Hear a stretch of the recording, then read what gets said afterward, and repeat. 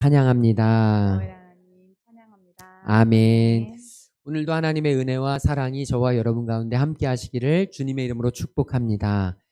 우리가 믿음 시리즈를 하고 있습니다. 특별히 엘리사 이야기를 하고 있는데요. 오늘은 또 하나님께서 우리에게 희망의 선택을 하라고, 하나님께서 우리에게 믿음을 붙잡고 희망을 향해서 나아가라고 우리에게 주시는 귀한 말씀 붙잡고 이 한 주간을 또 믿음으로 승리함으로 말씀으로 살아낼 수 있는 은혜가 있기를 간절히 소망합니다. 아람의 군대, 특별히 베나닷이라는 왕이 사마리아 성을 완전히 포위합니다. 침범에 들어온 겁니다. 아람이 좀 더 강대국이고 북이스라엘은 좀 약소국이었습니다. 강대국이 약소국을 침공하는 거 우리 잘 알지 않습니까? 지금 벌어지고 있잖아요. 러시아가 우크라이나를 침공했습니다. 러시아가 우크라이나를 침공했을 때 일어나는 가장 먼저 일어나는 일, 가장 중요한 일, 바로 먹을 것이 떨어지고 생활용품이 떨어지고 원자재 값이 폭등을 하고 그래서 물가가 굉장히 올라가죠. 저는 경유가 휘발유보다 비싸질 거라고는 생각도 해보지 못했습니다. 저도 운전을 꽤 오래 했는데 30년 운전하면서 경유가 휘발유보다 비싸질 거라고는 정말 상상도 못했고 경유값이 2,200원까지 올라갈 거라는 건 상상도 못했습니다. 운전하는 게 두려울 정도로. 그런데 이런 이유가 뭐냐면 바로 전쟁 때문입니다. 전쟁이 전부는 아니지만 전쟁이 일어나게 되면 물가가 폭등합니다. 이렇게 전 세계적인 사람들도 힘드니 우크라이나는 얼마나 더 힘들겠습니까? 전쟁의 피해 당사자들은 이루 말할 수가 없을 것입니다. 지금 북이스라엘의 사마리아에 있던 백성들이 그런 곤란을 겪었습니다. 지금 아람 군대가 포위를 하고 있고요. 이제 먹을 것이 떨어지고 물물 교환이 안 되니까 물가가 어마어마하게 폭등을 합니다. 그래서 이루 말할 수 없는 상태에 이르게 되죠. 오늘 읽진 않았지만 6장 25절 말씀을 보면 이렇게 기록이 되어 있습니다. 아람 사람이 사마리아를 애워싸므로 성중이 크게 줄여서 이제 먹을 것이 없어서 나귀 머리 하나에 은 80세겔이요. 비둘기똥 4분의 1갑에 은 5세겔이라. 도대체 나귀가 왜 나오고 비둘기똥이 왜 나오는지 궁금할 수 있습니다. 여기에 보게 되면 은 80세겔, 은 1세겔이는 얼마냐 하면 그 당시 평범한 노동자들의 4일치 품삯입니다. 그러니까 지금 우리로 따지면 4일 일해서 받은 일당입니다. 4일 일하면 굉장히 많잖아요. 그런데 80세겔이면요. 48에 320일. 그러니까 320일, 거의 연봉에 가까운 수준입니다. 그런데 나귀 머리 하나에, 이 나귀는 레위기 11장에 보면 하나님께서 율법으로 금하신 그런 짐승 중에 하나입니다. 그러니까 식용이 불가할 정도로, 먹어서는 안 될 정도로 사람들에게 기피하는 대상입니다. 그리고 이 동물들 가운데에도 특별히 머리는 먹을 게 없어요. 머리는 가격을 쳐줄 이유가 없습니다. 그런데 그렇게 정말로 사람들이 기피해야 되고 사람들이 먹지도 않을 그런 나귀 머리 하나에 은 80, 평범한 일꾼들의 1년 연봉이 들어간다니까 얼마나 물가가 높은지 모릅니다. 그리고 비둘기똥이라고 하는 것은 뭐냐면 야채의 일종입니다.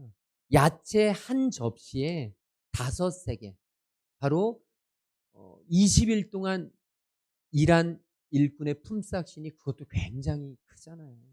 지금 우리도 야채가 비싸졌다고 하지만 어마어마합니다. 지금 이런 상황 속에서 이스라엘 백성들은 너무너무 크고 힘든 상황에 처해 있게 되었죠. 이러다 보니까 있어서는 안 될 일들이 일어났습니다. 28절에 보면 그 당시에 얼마나 힘든 일이 있었는지를 우리에게 잘 알려주는데요. 한 여인이 왕에게 와서 하소연을 합니다. 다른 여인을 끌고 옵니다. 그리고 왕 앞에서 하소연하는데 왕이 도대체 무슨 일이냐, 뭐가 그렇게 힘든 일이 있냐, 그랬더니 이 여인이 이 얘기를 합니다. 이 여인이 얼마 전에 저에게 와서 이제 우리가 너무 먹을 것이 없고 배가 고프고 지금 굉장히 식량이 동이 났으니까 우리 아들들을 삶아 먹도록 하자. 여러분, 쉽지 않은 일이죠. 이게 도대체 성경에 있을 일입니까? 그런데 얼마나 힘들었든지 지금 이런 상황이 펼쳐졌던 겁니다. 그래서 아들들을 삶아 먹도록 하자. 그러니까 그래서 제 아들을 먼저 삶아서 먹었습니다. 그런데 그 다음 날이 되었는데 이 여인이 자기 아들을 숨긴 겁니다. 저는 억울해서 못 살겠습니다. 그러면서 왕에게 와서 하소연을 합니다. 그러자 30절에 보면 이렇게 이야기를 합니다. 왕이 그 여인의 말을 듣고 자기 옷을 찢습니다. 얼마나 저와 여러분이 왕이라도 말할 것이 없죠. 자기 옷을 찢을 만큼 비통할 것입니다. 너무너무 힘들고 어려울 것입니다. 그리고 붉은 배를 입었습니다. 이스라엘 백성들에게서 옷을 찢는 행위, 붉은 배를 입는 행위는 다 똑같은데요. 회개하는 것입니다. 내 잘못을 회개하는 것입니다. 아, 왕인 내가 지금 잘못해서 우리 민족이 이렇게 어려움을 당하고 있구나. 이게 당연한 거죠. 그런데 문제는 이 이스라엘 왕이 그 다음 보여준 행동에 문제가 있습니다. 하나님 앞에 회개하고 하나님 앞에 잘못했고 하나님 이제 철저하게 하나님 우리 민족을 구해 주십시오라고 할 것 같으면 그 다음 나오는 태도가 하나님의 사람에게 와서 무릎 꿇고 구해야 합니다. 어떻게 해야 우리나라가 다시 잘 살 수 있습니까? 어떻게 해야 이 위기가 극복이 될 수 있습니까? 어떻게 해야 아람 군대들을 물리치고 우리에게 희망이 있겠습니까? 이렇게 물어야 하는데 31절에 보면 이 이스라엘 왕은 이렇게 이야기합니다. 우리 같이 읽겠습니다. 왕이 이르되 사밧의 아들 엘리사의 머리가 오늘 그 몸에 붙어 있으면 하나님이 내게 벌 위에 벌을 내리실지로다 하니라. 아멘. 지금 이 이스라엘 왕은 사실은 정신을 제대로 차리지 못했습니다. 지금 나라가 이 위기면 내가 먼저 무릎 꿇고 내가 잘못했습니다. 주님 나를 용서해 주시고 주님 나를 깨우쳐 주시고 주님 내가 하나님 앞에 바로 설 수 있도록 인도해 주시옵소서. 이래도 시원찮을 판인데 엘리사에게 찾아가서 눈물을 흘리며 우리 나라를 좀 살리기 위한 방법을 알려달라고 구해도 시원찮은 판인데 오히려 엘리사를 희생양으로 삼습니다. 우리가 이렇게 된 건 내가 부족해서가 아니라 내가 잘못해서가 아니라 바로 저 엘리사가 하나님의 사람으로서의 역할을 제대로 하지 못하기 때문입니다. 지금 성난 민심을 엘리사 하나를 통해서 잠재우려고 합니다. 정말 지극히 잘못된 생각이죠. 오늘 우리에게는 이런 잘못이 일어나지 않기를 소망합니다. 무언가 문제가 생기고 무언가 기도할 거리가 생기고 무언가 내 앞에 장애물이 생길 땐 먼저 나를 바라봐야 합니다. 내 무릎을 꿇어야 합니다. 그리고 하나님 앞에서 내가 무엇을 잘못했습니까? 물어야 합니다. 하나님 그리고 다시금 회복의 은혜를 허락해 주시옵소서 구해야 한다는 것이죠. 오늘 저와 여러분 우리 앞에 때로는 굉장히 어려운 일들이 닥칠 때 먼저 그 시간을 통해서 나를 돌아볼 수 있는 은혜가 있기를 주님의 이름으로 축원합니다. 하나님이 이스라엘 백성들을 광야 40년의 시간을 허락하신 것은 다른 이유가 아니라 이스라엘 백성들로 하여금 하나님이 진짜 자신들의 왕이시며 하나님만이 자신들을 주관할 수 있으시며 하나님만이 자신들의 힘이라는 사실을 기억하라고. 하나님 안에서 깨끗한 그릇으로 거듭나라고. 하나님은 이스라엘 백성들을 40년 동안이나 광야 생활을 허락하셨던 것입니다. 오늘 우리에게도 마찬가지입니다. 우리에게 문제가 생기면 하나님은 나 자신을 바라보라고. 먼저 하나님 앞에 무릎 꿇으라고. 하나님의 음성에 귀를 기울이라고. 오늘 저와 여러분이 나 자신을 먼저 돌아보는 믿음의 사람들, 지혜의 사람들 되시기를 간절히 소망합니다. 이제 이 이스라엘 왕은 이 엘리사를 잡기 위해서 죽이기 위해서 사람을 보냅니다. 하지만 엘리사는 이미 다 알고 있었어요. 그래서 그 당시 사마리아 성에 자기와 함께 있던 그런 지도자들과 함께 모여서 의논을 합니다. 그런데 거기에서 이 엘리사가 하는 말이 바로 오늘 본문 말씀입니다. 우리 1절 말씀 다시 한번 같이 읽도록 하겠습니다. 엘리사가 이르되 여호와의 말씀을 들을지어다. 여호와께서 이르시되 내일 이맘때에 사마리아 성문에서 고운 밀가루 한 스아를 한 세겔로 매매하고 보리 두 스아를 한 세겔로 매매하리라 하셨느니라. 아멘. 엘리사는 자기를 죽이러 오는 그런 이스라엘 왕과 싸우지 않았습니다. 자기에게 정말 억울한 누명을 씌우려고 하는 그런 이스라엘 왕과 다투지 않았습니다. 엘리사의 반응은 하나님의 말씀을 있는 그대로 선포합니다. 우리의 위기 앞에서 우리가 가장 잘할 수 있는 방법, 하나님이 우리에게 원하시는 방법은 사람들과 싸우지 않고 자꾸 상황에 얽매여 들어가지 않고 자꾸 어떤 환경 속에서 우왕좌왕하지 않고 하나님의 말씀 앞에 서는 것입니다. 그리고 하나님의 말씀을 붙잡는 것입니다. 엘리사가 오늘 조금 전에 주신 이 말씀은 뭐냐면 이 고운 밀가루 한 사는요. 고운 밀가루는 일반 밀가루하고 달라서 왕실의 보급이 됩니다. 왕실로 들어가는 건 우리나라도 마찬가지였지만 귀한 것들만 들어갑니다. 왕의 상에 오르는 건 보통 것들이 오를 수 없습니다. 그렇게 귀한 것이 고운 밀가루 한 사가 한 세겔, 이루 말할 수 없이 싼 것입니다. 야채 한 접시에 20일에 1당이 들어간 것에 비하면 비교할 수 없이 싸졌습니다. 다시 물가가 제대로 돌아왔다는 것이죠. 마치 오늘 우리의 이야기로 하면 이것입니다. 이제 내일 이맘때쯤이면 경유값이 1,400원대로 돌아가리라. 소원입니다. 제발 그랬으면 좋겠어요. 그런 날이 언제 올지 모르겠지만 1,400원도 비싸다고 생각했을 때가 엊그제 같은데 도대체 2,100원을 떨어지질 않으니 도대체 이게 어떻게 된 일인지. 지금 엘리사가 이렇게 선포하는 거예요. 이제 내일 이맘때쯤이면 다시 모든 물가가 정상으로 돌아갈 것이다. 여러분 이거 복음 아닙니까? 진짜 기쁜 소식이잖아요. 만약에 저에게 내일 이맘때쯤이면 경유값이 1,400원대로 떨어질 것이다. 그럼 기뻐 뛰며 춤을 췄을 거예요. 너무 기뻤어요. 이거 하나님의 사람들, 북이스라엘에 있던 사마리아에 있던 사람들 같으면 이거 지금 엄청나게 기뻐하고 춤추며 뛰며 정말 기뻐할 일이거든요. 그런데 모든 사람이 그랬던 것이 아닙니다. 참 신기하게도 그런 복음 앞에서도, 그런 기쁜 소식 앞에서도 꼭 꼬투리를 잡으며 자신의 잘남을 과시하는 사람들이 있습니다. 절대 안 돼. 죽었다 깨나도 안 돼. 결코 그런 일은 없어. 절대 이곳에서 그런 일은 일어나지 않아. 절대 너의 자녀가 이렇게 될 수 없어. 저 아이에게 무엇이 들어있는지 아무리 해도 안 돼. 희망이 없어. 소망이 없어. 내 건강은 이제 끝났어. 우리 사업장은 이제 희망이 없어. 소망이 없어. 이러면서 끊임없이 이런 복된 소식 앞에서도 좌절하고 절망을 선택하는 사람들이 있더란 말이죠. 바로 이스라엘의 군대 장관입니다. 2절 말씀, 우리 2절 말씀 다시 같이 읽도록 하겠습니다.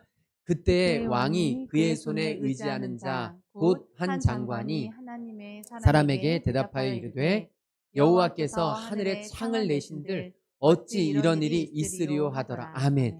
여러분 지금 왕이 그의 손에 의지하는 자, 왕이 그의 손에 의지하는 자, 이 장관은요 어마어마한 위치에 있는 고위급 장관입니다.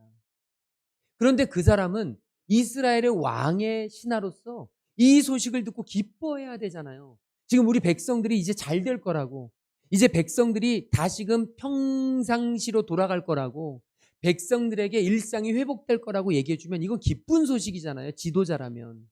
그러면 박수치면서 정말 좋은 얘기다. 내가 그 말씀대로 되기를 원하노라. 아멘 아멘 하면서 그렇게 호응을 해야 되는데 지금 이 장관이 하는 말을 들어보십시오. 여호와께서 하늘에 창을 내신들 어찌 이런 일이 있으리요. 하나님을 정말 우습게 여깁니다. 하나님을 전혀 모르는 것입니다. 하나님이 창을 내신다고 한들 그런 일은 죽었다 깨나도 일어날 수 없다고 지금 이야기하고 있는 것이죠. 그러면서 우리 뒤에 보게 되면 이렇게 기록되어 있죠. 엘리사가 이야기합니다. 내가 내 눈으로 직접 보리라. 그러나 그것을 먹지는 못하리라. 내가 말한 대로 되리라. 내가 말한 대로, 내 한 말이 내 귀에 들린 대로 내가 갚을 것이다. 내가 이룰 것이다. 하나님 말씀하셨잖아요. 이 말씀이 그대로 이루어지는 거죠. 내가 절망을 선택했느냐? 그러면 내가 절망의 미래를 허락할 것이다. 내가 정말로 낙심하고 좌절하고 포기하고 내 인생을 그런 인생으로 선택했느냐? 너의 인생은 그렇게밖에 갈 수가 없다. 그러나 내가 이 어려운 상황 속에서도 희망을 선포하고 소망을 붙잡고 내가 믿음을 굳게 붙잡으면 내가 이룰 것이다. 하나님은 오늘 저와 여러분에게도 이렇게 말씀하시는 줄로 믿습니다. 결국 나중에는요, 이 군대 장관은 백성들에게 밟혀 죽습니다. 너무나 안타까운 일이죠. 이런 안타까운 선택, 절망의 선택. 오늘 저와 여러분 가운데 혹시 이런 장관과 같은 선택을 하는 분들 안 계십니까? 무슨 일만 생기면 두려움이 먼저 앞서는 거예요. 무슨 일만 생기면 걱정이 먼저 앞서는 거예요.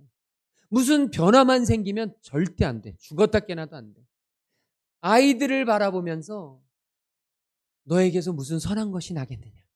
그냥 빨리 자라서 대학이나 가고 어디 좀 떠나라. 이런 마음 가지고 아이들을 바라보면 여러분, 우리에게는 절망의 선택이 된 거예요. 사업장을 바라보면서 아휴, 이렇게 어려운 불경기에 언제 좋았던 적이 있냐. 역시 나는 해도 뭘 해도 안 돼. 그러면서 스스로 자포자기하고 스스로 절망하고 낙심하는 사람을 하나님이 사용하실 수가 없습니다.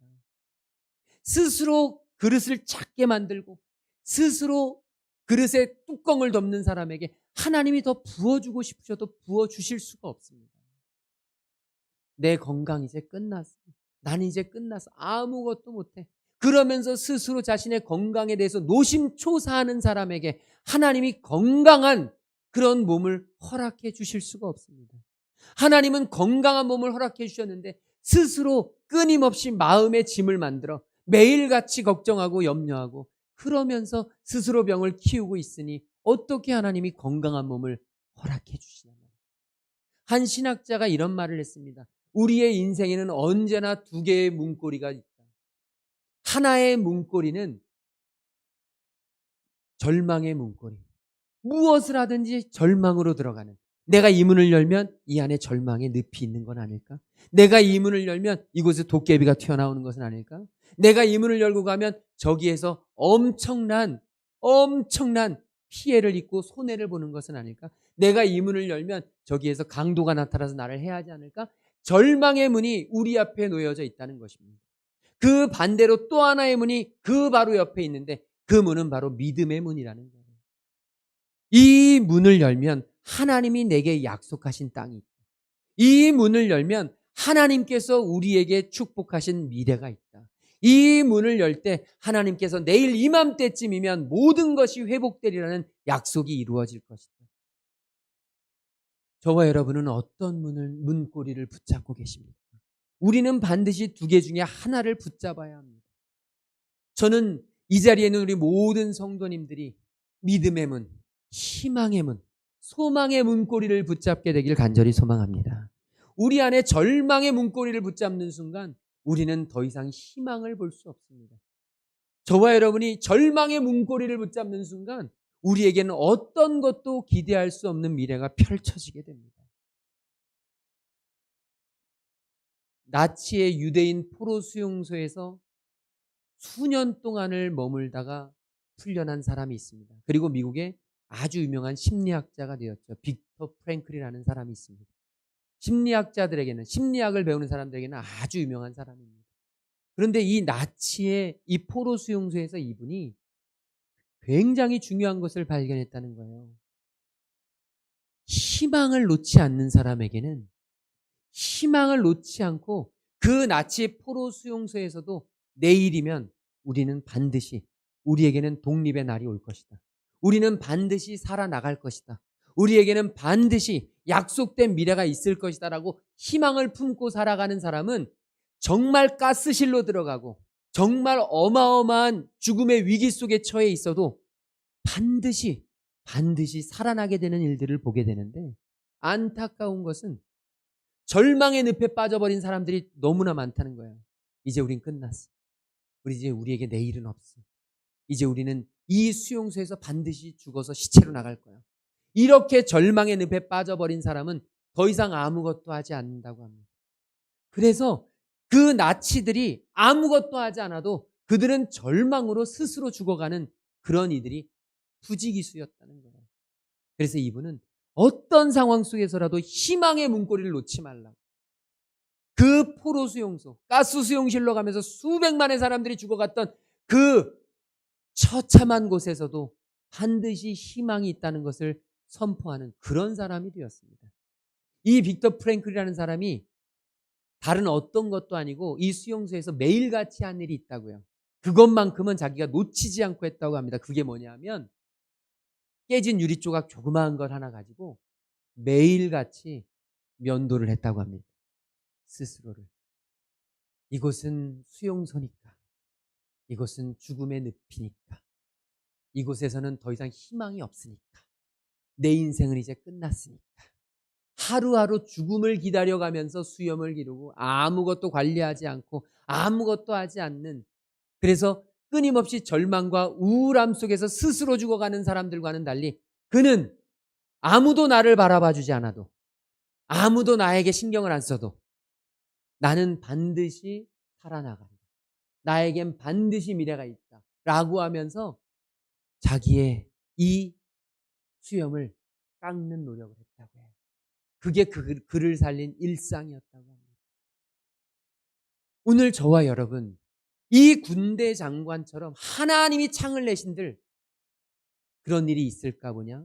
이런 정말 절망의 선택자가 아니라 오늘 저와 여러분이 꿈과 희망과 미래를 선택하고 믿음을 선택하고 하나님이 우리에게 주신 그 믿음으로 한 걸음 한 걸음 걸어나갈 수 있는 저와 여러분 될 수 있기를 간절히 소망합니다. 오늘 말씀 이후 3절부터 보게 되면 또 다른 한 부류의 사람들이 나오는데 그 등장인물들이 누구냐 하면 바로 4명의 문둥병자들입니다. 3절에 보게 되면 이 문둥병자들의 얘기가 나오는데 성문 어귀에 있던 이 나병 환자 4사람이 서로 이야기합니다. 우리가 어찌하여 여기 앉아서 죽기를 기다리랴. 여러분, 나병 환자들은 당시에는 사람 취급을 받지 못했습니다. 같이 어울리지도 못했고 말도 섞지 못했습니다. 성문 밖에서 살아야 했고 자기들끼리 몰려서 살아야 했고 건강한 사람들은 상대조차 해주지 않았습니다. 가족이라도 소용없었습니다. 그렇게 절망적이었던 사람들, 그 사람들이 이제 성 안이나 밖이나 기근으로 인해 죽어가니 얼마나 힘들었겠습니까? 그러자 이들이 이제 이야기합니다. 어찌하여 여기 앉아서 우리가 죽기를 기다리냐. 그들은 무언가라도 해보려고 했습니다. 자기가 할 수 있는 무언가라도. 지금 상황은 절망적이고 아무것도 할 수 없지만 내가 할 수 있는 무언가, 우리가 할 수 있는 무언가를 해보자. 그러면서 했던 것이 뭐냐면 4절에 보니까 이렇게 기록됩니다. 만일 우리가 성읍으로 가면 성읍에는 굶주림이 있으니까 우리가 거기서 죽을 것이고, 만일 우리가 성문 어기 지금 이곳에서 있어도 여기서도 먹을 게 없으니까 우린 죽을 것인데, 그러면 우리가 이제 어떻게 해야 되느냐? 아람 군대로 가서 행복해보자. 아람 군대로 가서 항복을 좀 하자. 우리가 살 길은 그것밖에 없다. 우리가 무언가라도 해야 되지 않겠느냐. 이 상황 속에서 아람 군대에 가서 항복하면 그들이 살려주면 사는 것이고 그들이 살려주지 않으면 죽을 수밖에 없지만 그래도 우리는 무언가를 해보지 않았겠느냐. 어찌하여 앉아서 죽기를 기다리느냐. 이스라엘의 군대 장관은 이미 포기해버린 상태입니다. 나라를, 백성을 포기해버린 거예요. 그래서 하나님이 창을 여신들 우리에게 그런 일이 있겠느냐. 회복은 없다. 이제 끝이다. 절망의 늪에 빠져버린 거죠. 그런데 이 아무도 상대해주지 않는 나병 환자 4사람은 무언가라도 해보자. 그래서 아람 진영으로 갔고 그들이 가봤더니 아람 군대들이 다 도망가 버렸습니다.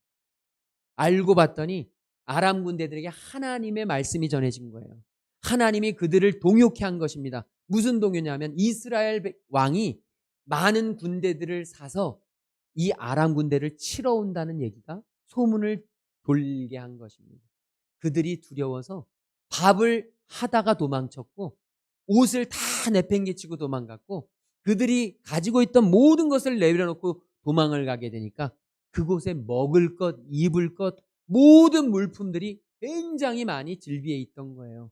이제 이 사실을 이 문둥병자들이 마음껏 즐기다가 알리게 됩니다. 9절 말씀에 보면 이렇게 되어 있습니다. 우리 같이 읽어볼까요? 나병 환자들이 그 친구에게 서로 말하되 우리가 이렇게 해서는 아니 되겠도다. 오늘은 아름다운 소식이 있는 날이거늘 우리가 침묵하고 있도다. 만일 밝은 아침까지 기다리면 벌이 우리에게 미칠지니. 그래서 이들이 하나님 앞에서 자신들이 벌 받을까 봐 우리만 누리면 안 되겠다. 그래서 그들은 또 선택을 합니다. 바로 성읍에 알려야겠다. 자신들을 무시하고 괄시하고 자신들에게 굉장히 힘들게 한 사람들이지만 그럼에도 우리 혼자 사는 건 옳지 않다. 그래서 백성들에게 알리게 됐고 이 소식을 전해 들은 백성들이 마구 달려 나와 함께 나와 그 아람 진영에 있던 모든 것들을 취하게 됐고 그렇게 되면서 모든 물가가 한순간에 사로잡히게 됐고 그래서 하나님의 구원이 그 땅에 임한 것을 우리는 보게 됩니다. 하지만 17절 말씀에 보면 이렇게 되어 있습니다. 17절 말씀에 보면 다른 사람들은 다 그 회복을 즐기는데 왕이 그의 손에 의지하였던 그의 장관을 성문에 세워서 지키게 했어요. 사람들이 많이 왔다 갔다 하니까. 그런데 백성이 성문에서 그를 밟습니다. 사람들이 너무 많이 왔다 갔다 하면서 지나가면서 그를 밟게 되고 그는 하나님의 사람의 말대로 밟혀 죽게 되죠. 사랑하는 귀한 성도님들이요. 저와 여러분의 인생 앞에는 두 가지 문고리가 있습니다. 무엇을 잡겠습니까? 어떤 선택을 하시겠습니까? 저도 여러분도 수없이 많이 선택해야 되는 순간들이 있습니다. 오늘 이 자리 나오기까지도 수많은 선택들을 했을 것입니다. 그런데 분명한 것은 저와 여러분의 삶 속에 절망을 선택하는 경우도 있고 믿음을 선택하는 경우도 있다는 것입니다. 똑같은 상황이라 할지라도 내가 무엇을 선택하느냐에 따라 나의 미래는 완전히 달라지게 됩니다. 저는 간절히 소망합니다. 저와 여러분 믿음을 선택할 수 있기를 주님의 이름으로 축복합니다. 여러분 희망을 선택하십시오. 세상은 우리가 절망을 선택하지 않아도 절망이 너무너무 넘쳐납니다. 저와 여러분이 절망을 굳이 선택하지 않으려 해도 저와 여러분이 아무 생각 없이 비우기만 해도 절망에 의해서 둥둥 떠내려져 가는 게 오늘날 우리 세상입니다. 오늘 저와 여러분 돛담배처럼 세상 물결이 절망으로 우리를 이끈다고 사단 마귀가 우리를 절망으로 이끈다고 넌 안 돼. 넌 못해. 너의 사업장 바뀌지 않을 거야. 네 자녀들 아무것도 아니야. 네 건강 조만간 나빠질 거야. 너 미래 없어. 너 노후는 끝났어. 끊임없이 사단 마귀가 우리를 이렇게 속삭인단 말이에요. 저와 여러분에게 절망의 속삭임들이 이 세상의 이야기들이 사운드가 끊임없이 우리의 귀를 칠 것입니다. 여러분 돛담배처럼 아무 생각 없으면 그냥 떠내려갈 수밖에 없습니다. 아무리 큰 고래도 여러분 생명이 없으면 그대로 둥둥 떠내려갑니다. 하지만 하나님은 우리를 살아있는 존재로 하나님은 우리에게 믿음이라는 것을 허락해 주셨어요. 하나님은 믿음을 우리에게 허락해 주셔서 거슬러 올라가게끔 하셨습니다. 작은 송사리도 거슬러 올라갈 수 있듯이 오늘 우리에게 믿음의 모터, 믿음의 엔진을 가동하라고 말씀하세요. 믿음을 선택하라고, 믿음의 선택을 하라고, 희망을 선택하라고. 오늘 저와 여러분의 이 환경이, 우리의 상황이 앞날이 캄캄하고 아무 희망도 없고 소망도 없을지 몰라도 우리의 입술에서 절대 우린 끝났어. 우리 사업장은 이제 끝났어. 우리 미래는 끝났어. 우리 자녀는 너는 이제 끝났어. 네 인생 볼 것 없어. 그냥 네 인생 네 마음대로 살아. 오늘 저와 여러분의 입술에서 이런 정말로 하나님이 기뻐하시지 않는 이런 불신의 말, 이런 절망의 말이 선포되지 않기를 주님의 이름으로 축복합니다. 여러분 아무리 망나니 같은 아들, 정말 세상에 악한 일들을 다 했던 아들, 그 아들을 위해서 눈물을 흘려가며 기도를 끊지 못한 부모가 있습니다. 어머니 모니카의 간절한 기도로 인해서 우리 전 세계 신학계에서 가장 위대한 인물 어거스틴이라는 신학자가 나온 거예요. 그 당시에 모든 청년들은, 그 당시에 모든 주변의 사람들은 손가락질하면서 너 인생은 끝났어.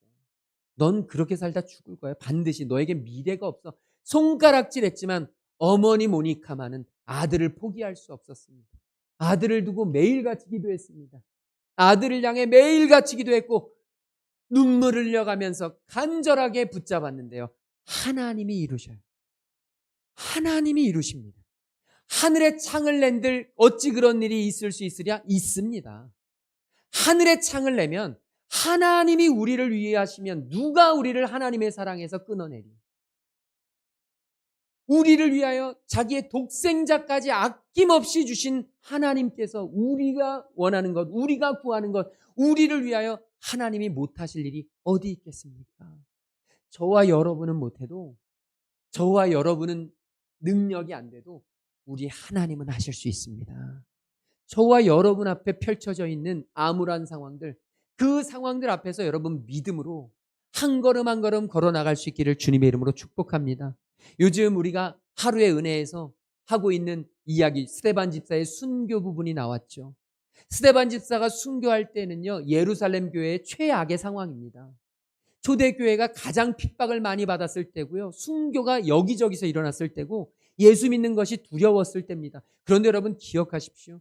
예루살렘 교회가 그렇게 핍박을 받을 때 이 성도들은 절망을 선택하지 않고, 포기를 선택하지 않고, 하나님을 끊어버리지 않고, 믿음을 저버리지 않고, 그들이 가 있는 그곳에서 복음을 붙잡고 믿음을 붙잡고 하나님의 말씀을 선언했습니다.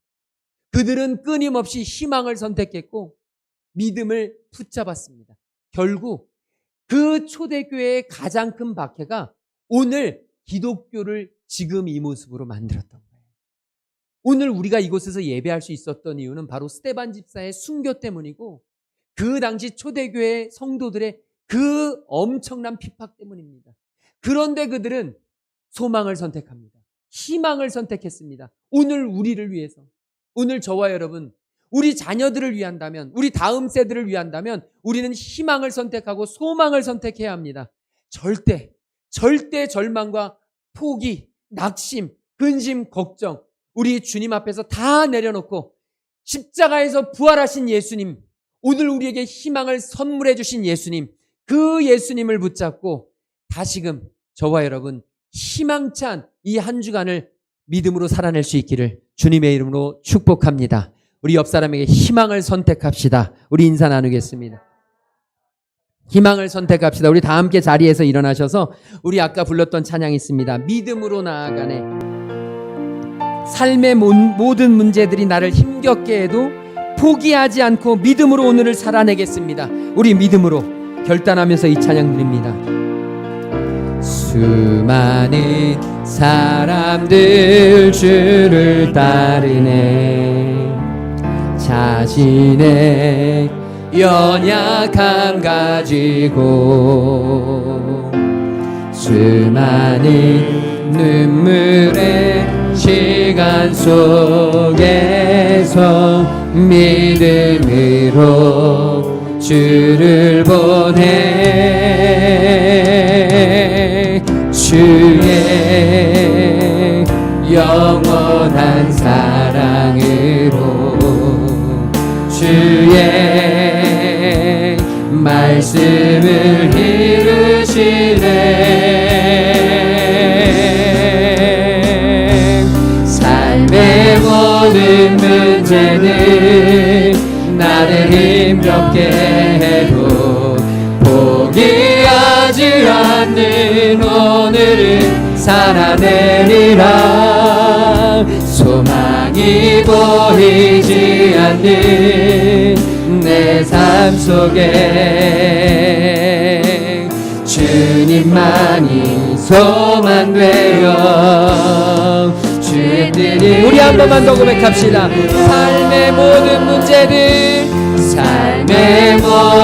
문제들 나를 힘겹게 해도 포기하지 않는 오늘은 살아내리라. 소망이 보이지 않는 내 삶 속에 주님만이 소망되어 주의 뜻 이루시리라. 우리 이 시간 오늘 받은 말씀 붙잡고 기도할 때, 하나님 그렇습니다. 삶의 모든 문제들이 우리를 힘겹게 하고 우리를 어렵게 하고 삶의 모든 상황들이 암울하고 절망적이라 할지라도 아버지, 우리가 믿음을 붙잡고 희망을 선택하며 하나님 믿음으로 오늘을 살아낼 수 있는 믿음의 자녀를 될 수 있도록 인도하여 주시옵소서. 우리 오늘 받은 말씀 붙잡고 함께 기도하며 나아가겠습니다. 사랑해 주님 감사합니다. 하나님이 우리를 인도하여 주셔서 우리에게 소망의 은혜를 허락하여 주시고 믿음을 선택하고 희망을 선택하고 주님께 나아갈 수 있는 하나님의 자녀들 만들어주시니 감사합니다.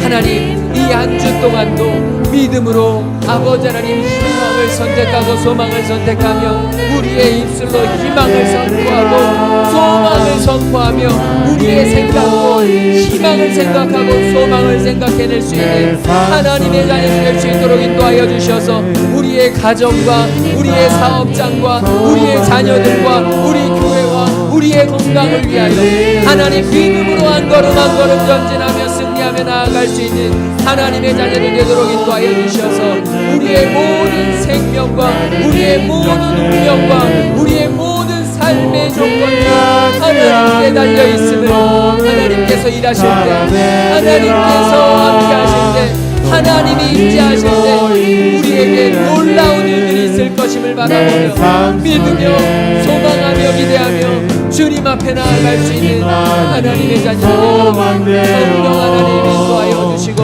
함께하여 주시옵소서. 하나님, 하루에도 수십 번씩 우리에게 선택의 순간들이 다가옵니다. 절망적인 순간들, 자포자기할 만한 순간들. 그러나 아버지, 그런 상황 속에서 우리는 믿음을 선택해야 하여 주시옵시고 하나님 희망을 선택할 수 있는 하나님의 자녀를 되도록 인도하여 주시옵소서. 하나님이 하늘을 여시면 안 될 것도 못할 것도 불가능한 것도 없음을 우리가 믿사오니 하나님 우리와 함께하여 주시옵소서. 우리의 사업장을 하나님께서 책임져 주시옵소서. 우리의 자녀들을 하나님께서 양육하여 주시옵소서. 하나님 우리 교회를 하나님께서 친히 목자되어 이끌어 주시옵소서. 하나님 우리의 건강을 하나님의 손에 의탁하여 주셔서 하나님께서 친히 우리의 삶을 이끄시고 우리의 모든 생사화복을 주관하여 주시옵소서. 이제 하나님의 귀한 자녀들 우리의 생각으로 오직 믿음과 희망만을 생각하게 하여 주시옵시고 우리의 입술로 희망을 선포케 하여 주시옵시며 우리의 손과 발로 희망을 나누어 줄 수 있는 하나님의 자녀들 되어서 하나님이 기뻐하시고 하나님이 온전히 사용하시는 믿음의 자녀들 되도록 성령 하나님 함께하여 주시옵소서. 이 시간 하나님께 예배하는 하나님의 자녀들 영육간에 강건케 하여 주시옵시고 하나님 아픈 성도들 주님께서 치료하여 주시옵시며 참된 회복을 허락하여 주시옵소서. 특별히 이번 주 금요일에 수술하게 되는 우리 김정화 집사님 주님께서 인도하여 주셔서 하나님 모든 과정과 시간을 하나님의 손에 붙잡아 주시옵시고 하나님 한치의 오차도 없이 하나님께서 계획하신 대로 깨끗하게 치유하여 주시옵소서. 온전한 회복을 허락하여 주시옵소서. 우리 함께 기도하는 우리 귀한 믿음의 성도들 지체들 될 수 있도록 성령님 함께하여 주시옵소서. 주님께 귀한 예물 드리는 손길들이 있습니다. 하나님 힘들고 어려운 상황 속에서도 하나님께 감사하며 하나님의 것을 구별하는 성도들 주님이 아시오니 주님이 찾아가 주시고 하나님께서 위로해 주시고 하늘문을 여시사 쌓을 곳이 없는 놀라운 축복으로 주님 친히 인도하여 주시옵소서. 이제는 십자가 사랑으로 우리를 살리신 우리 주 예수 그리스도의 그 놀라우신 구속의 은혜와 상한 갈대를 꺾지 않으시고 꺼져가는 등불을 끄지 아니하시는 우리 하나님 아버지 한이 없으신 사랑하심과 성령 하나님의 감화감동 역사 충만하심이 이제 매일같이 선택해야 될 순간순간마다 믿음을 선택하고 희망을 선택하며 살아가기로 결단하고 돌아가는 모든 하나님의 자녀들 머리 위에 지금부터 영원토록 함께 계시기를 간절히 축원하옵나이다. 아멘.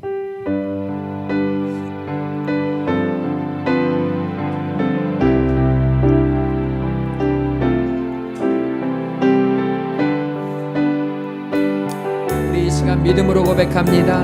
모든 영광을 하나님께 모든 영광을 하나님께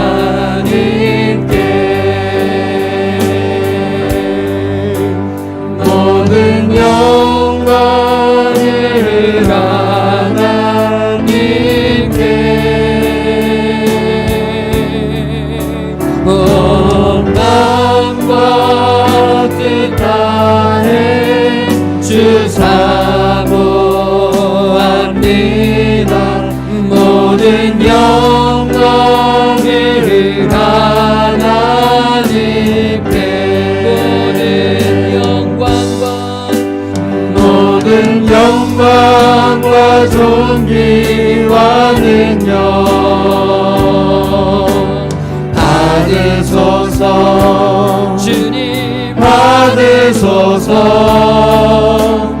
영광과 존귀와 능력 받으소서. 주님 받으소서. 그리스도 살아계신 하나님, 영광 영광 할렐루야. 영광 영광 할렐루야. 영광 영광 할렐루야. 곧 승리하리라.